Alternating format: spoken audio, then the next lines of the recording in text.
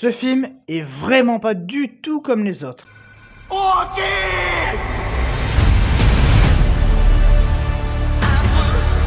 Bonjour à tous, c'est Natato, j'espère que vous allez bien. Et aujourd'hui, on se retrouve pour parler de Projet Dernière Chance. J'ai vu le film dimanche en avant-première, parce que bon oui, il y en avait un peu partout en France. Et alors, donc ce Projet Dernière Chance, c'est réalisé par Tim Lord, qui a fait notamment La Grande Aventure Lego. Je crois qu'il y a un autre réalisateur, c'était Christopher machin. Et alors, de quoi que ça parle? Donc on suit Ryan Gosling qui se réveille dans l'espace. Et dans l'espace, donc il se réveille. Il se souvient de plus de grand chose, à part que sa mission est d'aller sur la seule étoile qui n'est pas affectée par une espèce de bactérie, ce qui fait que tous les soleils de tout l'espace, tout l'univers, sont affectés par une espèce de bactérie. Et ils savent pas pourquoi une étoile ne semble pas affectée, donc ils envoient une équipe dont le seul survivant est Ryan Gosling. Et sur son chemin, il va faire la connaissance d'un extraterrestre qui va lui avouer qu'il a la même mission que lui, et donc ensemble, ils vont coopérer pour essayer de mener à bien leur mission. En tout cas, oui, le film est très bon, mais c'est vraiment particulier, je m'attendais pas à ça. Je trouve que c'est hyper bizarre comme ils nous l'ont vendu, et pour le coup, je pense que niveau box-office, je sais pas si ça va bien prendre, parce que je pense que le truc a dû coûter quand même pas mal de thunes. Et je sais pas si ça va prendre niveau box-office, parce que c'est vraiment pas un film comme les autres. C'est-à-dire que bon, si tu y vas en te disant tiens, je vais me taper le nouveau film d'action dans l'espace, bah tu vas pas être servi, il n'y a pas vraiment d'action. Si tu vas en mode je vais me taper une comédie, alors oui, tu auras un petit peu de comédie, mais bon, même là, il n'y a pas que ça.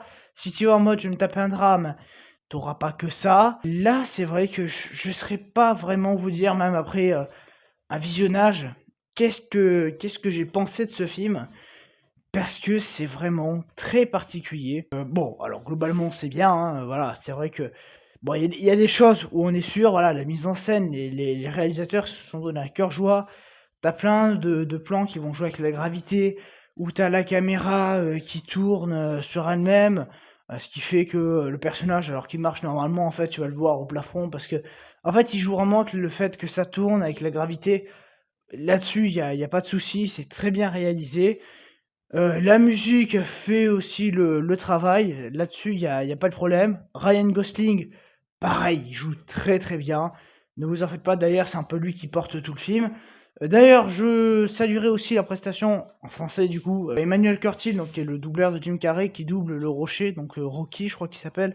Et en fait, bon voilà, globalement tout passe bien. Les effets spéciaux aussi sont très bien faits. Il n'y a pas un moment où je me suis dit tiens, ça c'est un peu mal fait. Voilà, non, c'est vraiment du très très bon travail. Mais le truc qu'il y a, c'est l'histoire. Je ne saurais pas vraiment vous dire qu'est-ce qui était bien, qu'est-ce qui était pas bien, qu'est-ce qu'il faut garder, qu'est-ce qu'il faut jeter. Je dirais que oui, par contre, ça c'est un truc sûr, parce que le film fait 2h35, donc c'est quand même long. Je pense qu'ils auraient pu un peu le raccourcir de 10-15 minutes. Facile, parce que, ouais, c'est vraiment long pour ce que c'est. C'est voilà, moi c'est vraiment le défaut que j'ai avec ce film.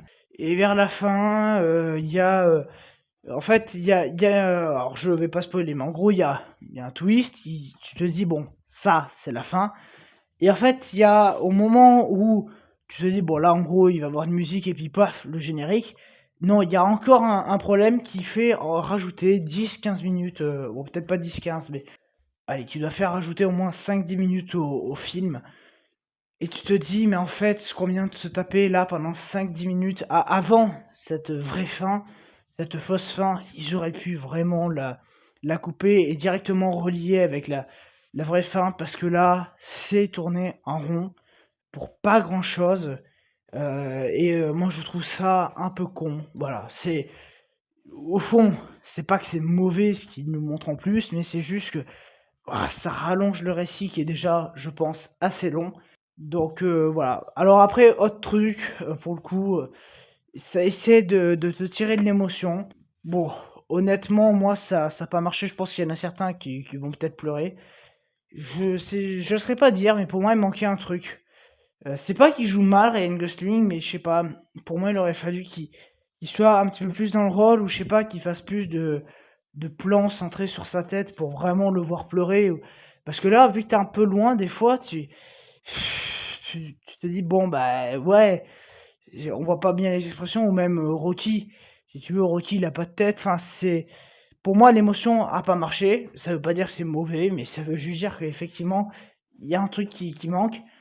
Par contre, Rocky, j'ai trouvé le concept, le design assez intéressant, parce que bon, voilà, c'est vrai que quand on parle des extraterrestres, on a de suite trois images qui viennent en tête. On a ceux de E.T., on a celui de Mars Attack, et puis on a celui que Spielberg utilise, je sais pas, dans Indiana Jones entre autres, et ou le Garde des Mondes, ou je sais pas quoi. Et là, je trouve que c'est plus intelligent de faire autre chose, voilà, de pas nous faire un petit homme vert, de nous faire un extraterrestre caillou, voilà, un espèce de caillou araignée assez particulier. Bon, pareil, l'humour, il marche pas non plus trop mal. Après, bon, c'est pas non plus le film où t'es pliant de rire, t'as quelques moments où tu rigoles, tu souris. Mais bon, voilà, c'est pas Yeti un flic pour sauver le monde. C'est pas une comédie de Philippe Lachaud, voilà, t'es pas en train de te taper des barres tout le long. Il y a aussi des espèces de flashbacks qui, du coup, servent à faire avancer le récit. Mais du coup, ils sont découpés en plusieurs bouts, et on te les fout au fur et à mesure du film, jusqu'à la fin où tu auras la révélation ultime de qu'est-ce qu'il fout là, ce personnage. Parce que c'est vrai que tu te poses la question, qu'est-ce qu'il fout là? Parce que plus tu avances dans les flashbacks, enfin, dans les flashbacks au début, tu te dis, mais pourquoi ils l'ont pris lui alors qu'il n'était pas censé y aller? Enfin bon, voilà, tu te poses des questions. Abonnez-vous, laissez un like, et du coup, nous, bah, on va se retrouver pour le film Peaky Blinders, l'immortel, je crois que c'est le titre du film. N'hésitez pas à aller voir d'autres vidéos, et donc moi, je vous dis à très bientôt pour de prochaines vidéos. Allez, ciao!